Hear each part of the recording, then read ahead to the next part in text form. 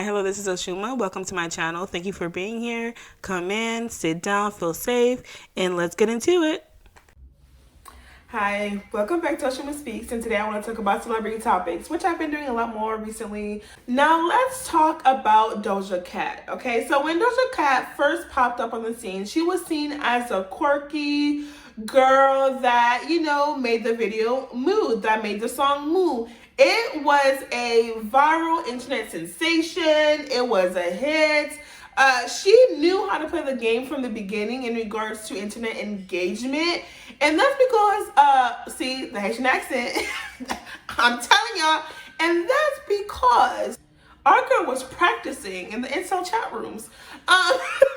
She was getting her stripes on how to maneuver and engage, with internet trolls. So I think she comes from the academy of, she knows how to manipulate the media and, to getting the attention that she wants. This is something that's always happened in the beginning, but I think she's done it in a very cookie cutter kind of way as per Doja Cat's personality. Because I think the Doja Cat that we're getting now is actually who Doja Cat is. If y'all don't know, there was a whole scandal back in the day of Doja Cat in these incel chat rooms. I'm talking about I wouldn't say dark web, but chat rooms that you would really have to go search for to find.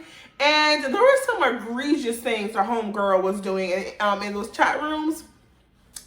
But she was able to beat the odds, y'all. She had an immaculate PR team, but I don't even think it was just her PR team. It was the level that she was able to take her artistry and her aesthetic to. You know what I'm saying?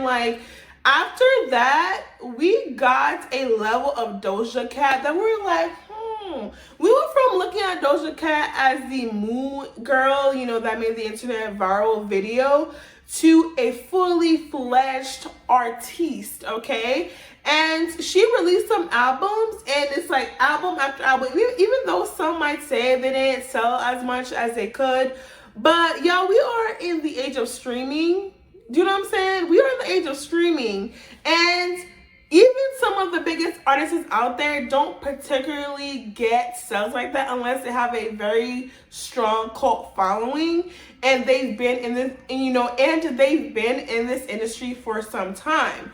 Now, let's fast forward, right? She released her album Scarlet. This after much national success and global success. She has been on one tour, I believe. I believe she went on tour for Planet Her. She might have done smaller tours before then, but I believe that Planet Her might have been her actual first global tour. Correct me if I'm wrong. So, towards the tail end of that, she, does her, she goes and does her performances.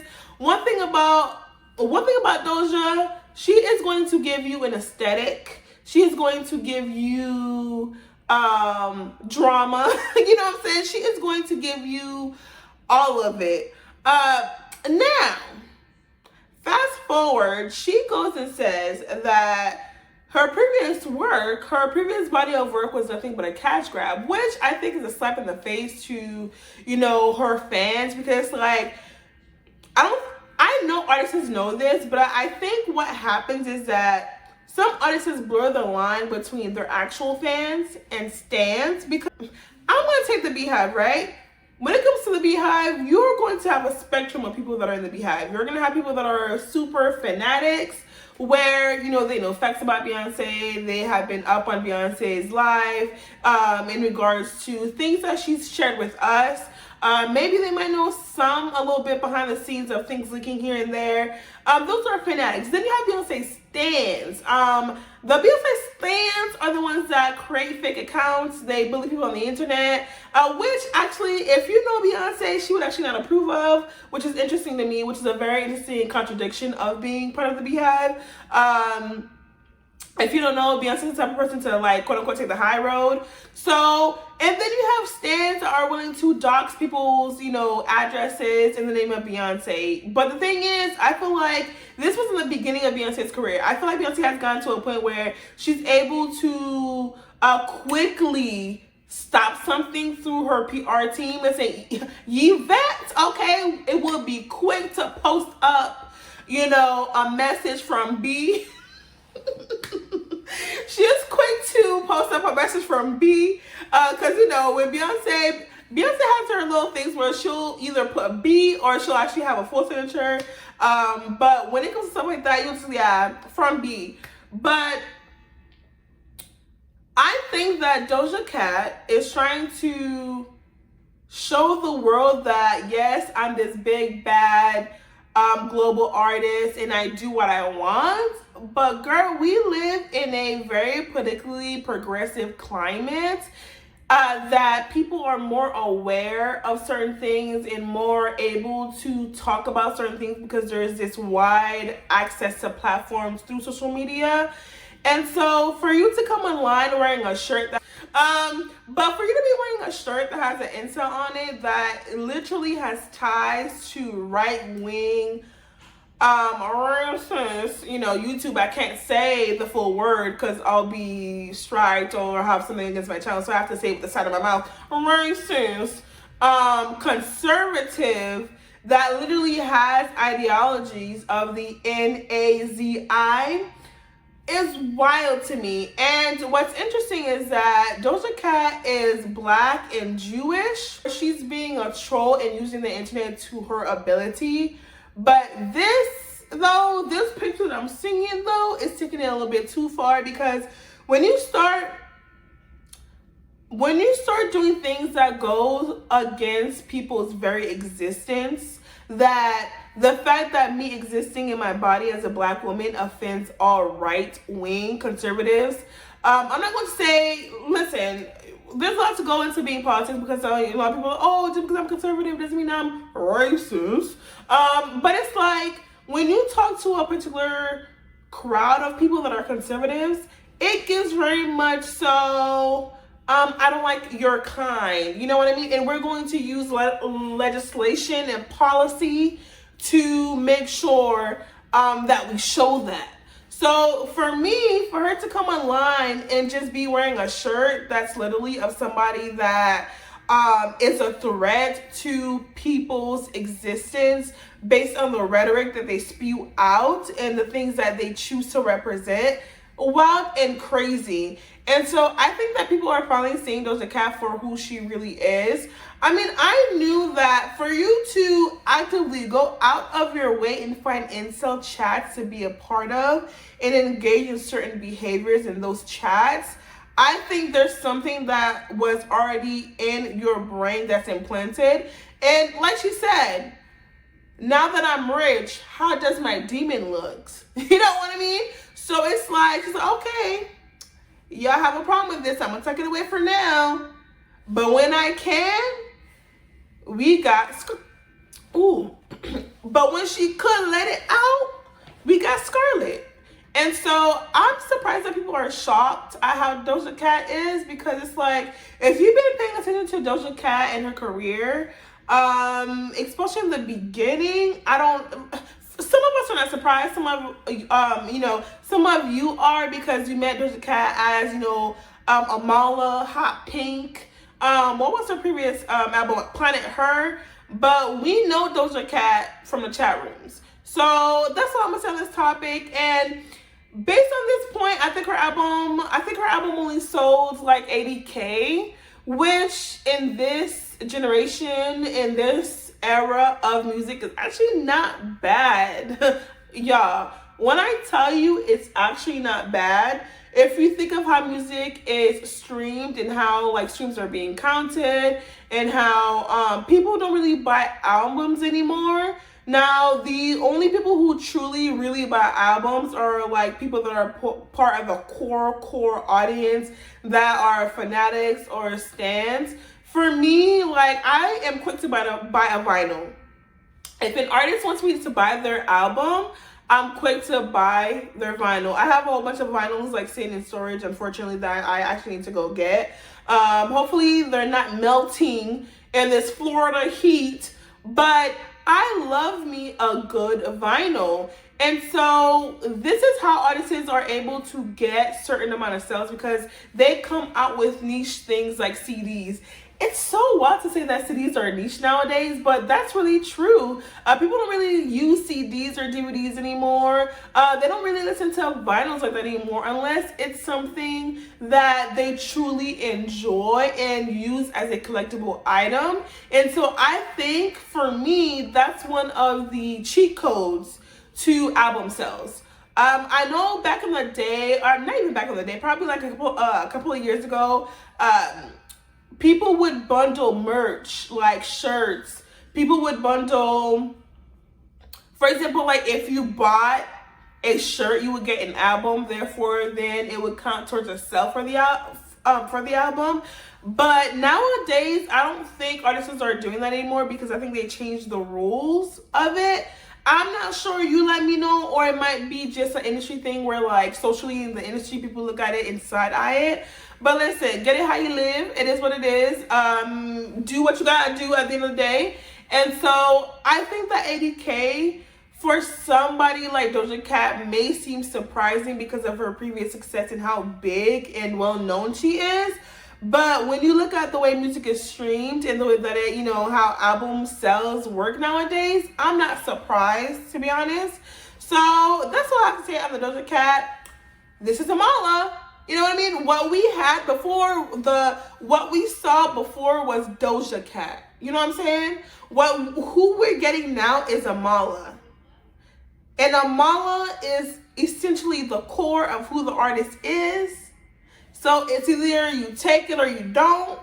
I like the girl's music, and I'm not a big, huge fan of Doja Cat, but I do appreciate her artistry to a certain level because, listen, it takes a lot of work and effort to get to a certain point to make your music, sound and pop a certain way. So I'm gonna give her that credit. But to say that I've stand Doja Cat, no, not really. So with that being said, take it or leave it. Some people are leaving it, girl, because we're like, whoa, you know what I mean? So it's really up to you and your prerogative. There are some people to this day that still support R. Kelly. So who am I to judge somebody for still supporting Doja Cat? And I think for me, that's my perspective on artists nowadays. Because I think that the public has, selective outrage. You know what I'm saying? Like, depending on who it is, they're willing to move the goalpost. Depending on what it is done, they're willing to move the goalpost. You know what I'm saying? So, like I said, some people still listen to people that have done egregious crimes, who are still walking out and about in Hollywood untouched after doing egregious crimes. To each its own. Good luck, Amala. I would love to do music reviews, but the way YouTube is set up, girl, and then copyright strikes, it's not it. So I have to find a formatting that makes sense and that people can thoroughly enjoy, as opposed to me making a video like I did of the Chloe Bailey one, where you can't really hear the music that I'm talking about, and it's just a long, drawn out music essay, as I would say. I feel like I have the depth and ability to really talk about music in a way that, I feel like some people would appreciate. Like I said, some, girl, because I'm not no music expert, but I've been listening to music a lot. I literally wake up to music and I go to sleep to music. I'm in the bathroom, okay, take a shower, I'm listening to music. I'm in my car, drive somewhere, I'm listening to music. Let me stop. I listen to music all the time. So for me, I would love to sit here and just talk about music all day and review music videos and, songs and stuff, but that's not possible. It's how YouTube works. So I'm going to have to find a way. Now, if you want to hear some people talk about music and thoroughly enjoy it, because they have the authority to, because they are within the field of music and the industry. So they don't only talk just about the musical aspect of creation of the music and just, when the music comes out, they delve deep. They dive deep. I'm sorry. If you watch RnB Money Podcast, you know who I'm imitating. I'm imitating Tank. Dive deep into the music. Anyways, that man is so animated when he talks about music, and you can really tell that he's really passionate about what it is that he talks about. And so if you want to hear, listen, R&B is not dead, y'all. Okay, R&B is not dead. You just have to search for good R&B. So if you really want to listen to people who are in the music industry, and mind you, this is free promo, y'all, and not like that I'm gonna give them a lot of views, but you know, I genuinely enjoy that podcast because as somebody who genuinely loves music, and you know, who I really can't play an instrument, y'all, because I was more academically driven than anything in my childhood, nor can I sing, but I do appreciate the aspect and the creation of music making and being able to hear an end product. So if you really want to hear somebody talk about music that has been in the industry, that has dealt with the politics, that has dealt with the overall, you know, umbrella of what it means to be in the music industry, I would say go to R&B Money podcast, because Tank and Jay Valentine actually have something magical going on in there. They have people like Jamie Foxx coming on, Ari Lennox, Money Long. They have people like K. Michelle. All of these great artists that have made great contribution to R&B. So I'm gonna find a way on to, you know, talk about music in a way that doesn't get me, you know, copy strike written. I even wrote this fabulous, if I do so say myself, basically just like brief synopsis of Nina Simone's life. And it was copywritten, mind you. I've been trying to figure out which part of the, you know, of it was copywritten strikeable. Girl, come to find out, it was a lot of it. Okay, so basically Nina Simone is one of those artists where her image is heavily protected. So if you don't know, most of her, well, not most, but all of her catalog and all of her pictures and videos were actually given over to the American Library, the government Congress Library. So they own her stuff. So they have a very strict copyright rule on her image and her music and stuff like that. Mind you, I didn't even use actual recorded music. And I even made sure not to put in music that was, even when it was the live versions, because I would find the live versions and see the beginning of when she's playing the piano. And even those chords of the piano, y'all, I was like, what the hell going on? So sorry, that was a lot. But I spent all of that time editing. And they were like, sorry, copywritten, this part, that part, this part, that part. I said, you know what? I'm going to just scratch the whole video. I'm going to take it down. And we just going to have to grab some later. So, like I said, if you really want to have to hear people have in-depth conversations about R&B Money podcast is the way to go. They do a phenomenal job. Now, moving on to the next topic, okay? Azelia Banks is one of those people that I want to like because her music is very much, it speaks to the geeky black girl. I wouldn't call myself alt, but it really speaks to the black girl who grew up listening to all types of different music, and therefore, like, now their music tastes a little eclectic. It's electric. Let me stop you. I'm sorry. Like I said, this tongue is, but I wouldn't change it because I'm proud of being Haitian. But it's different. I feel like when Azelia Banks popped out, she was on a wave and stream of alt black girls before it became a thing. I said what I said. Now, when I say alt black girl, I'm speaking from the reference point of what society sees black music and black women in music as, and what black women should do. She stepped outside of that and allowed herself to play with her music and develop her own sound, right? And she is very much a pioneer. I know the girls would not want to admit it, but I will say Azelia Banks is a pioneer in music because she did introduce a new wave in sound to the public, a mixture between hip hop. Can you guys come close the door? Sorry. Came up.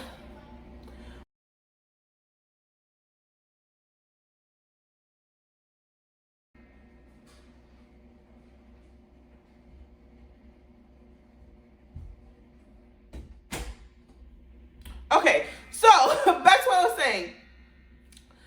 With that being said, so it was more so like the stepping outside of the framework of what the music labels and the music entertainment industry would want black girls and a black rapper to be. So that's the context that I'm talking from. That's the vintage view that I'm talking from when I say alt black girl. You know what I'm saying? Now, Grace Jones, the queen, Grace Jones began that type of aesthetic of not just the androgynous. Like, I'm not talking about Grace Jones being androgynous because I feel like she does that in a lane of her own. And that was her way of doing alt girl aesthetic. I feel like Azelia did it in a different way that really spoke to the modern generation of people who, are more into that alt type of music. That, we do listen to the R&Bs, we do listen to souls and neo souls, we do listen to hip hop and rap. But we also want to look for those, other genres that bring something a little bit different, that, can bring a little bit more perspective. Is she opened people's eyes, people who wouldn't have necessarily been open to that type of music.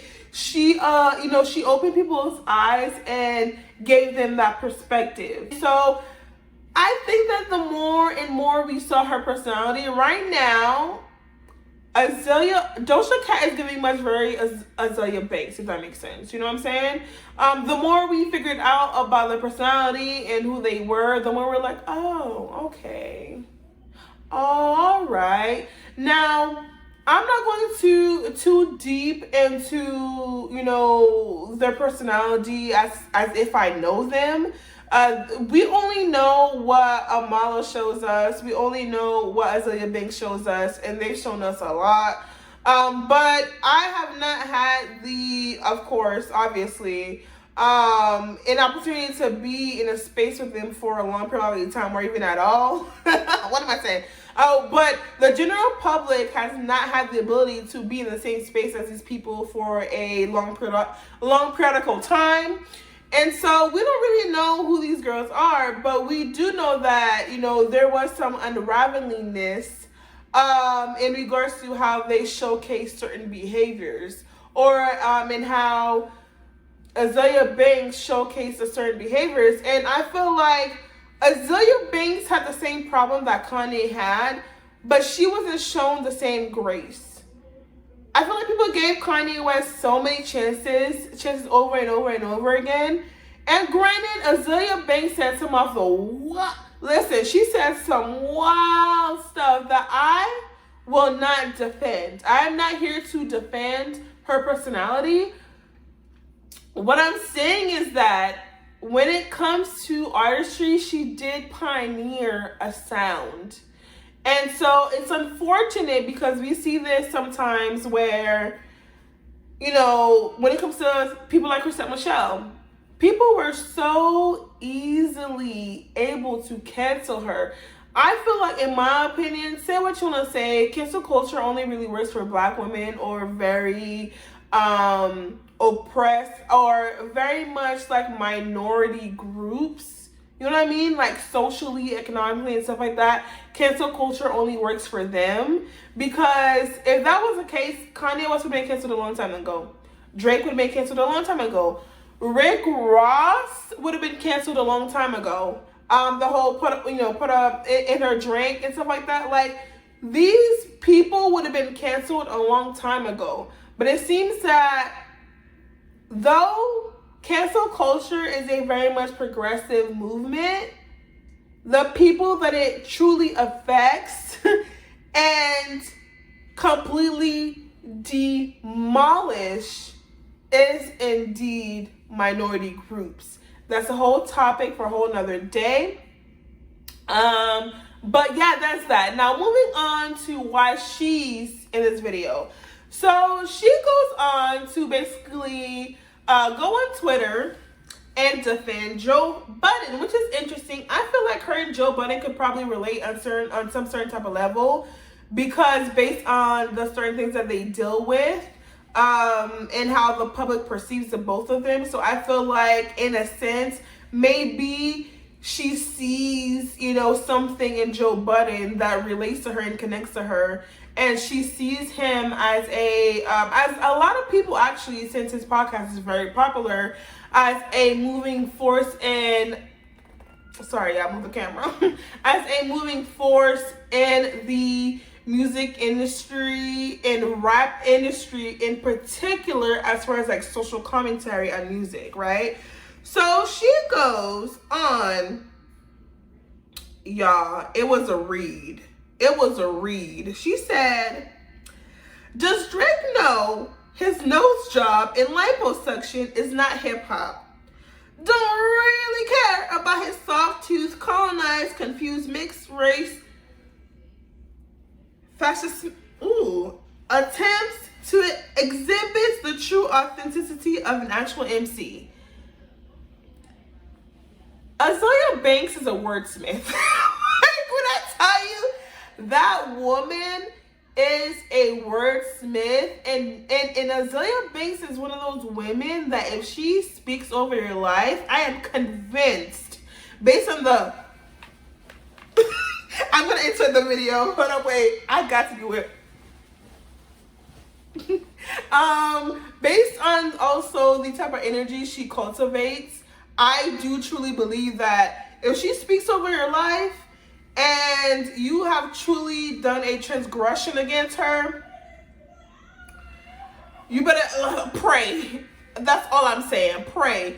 But it was very interesting for Azelia Banks to be the one to come out and defend Joe Budden. I was like, okay, I see. Interesting. I think that, the thing with Azelia Banks, did I say Azelia? Hopefully I didn't say that, because, child. Basically the thing with Azelia Banks is the fact that she really loves music, particularly rap culture, particularly, the concept of creating art. You know what I'm saying? When you listen to her music, now that she doesn't have a big label and the pushing and backing like that, because she burnt a lot of bridges, and that's the consequence that she's gonna have to deal with. Like I said, I'm not here to defend the girl. I am speaking from just my authentic truth and how I see the situation and how I perceive it. I genuinely think that, she burned some bridges. It is what it is. We're gonna have to deal with the consequences, and there's that, right? But when it comes to actually making music with the right people and the right backing and the right resources, Azelia Banks, if she were truly able to accept, I'm not going to say receive, because you can receive the help, but you have to be able to accept, tolerate, accept, because sometimes all it takes is a tolerance to go through the steps to finally reach an opening of acceptance, right? If she were able to actually accept it, the help that she truly needed in the beginning of when things started to trickle down for her, she could have made a big comeback. And right now, we would have been talking about Azelia Banks, the global and international superstar.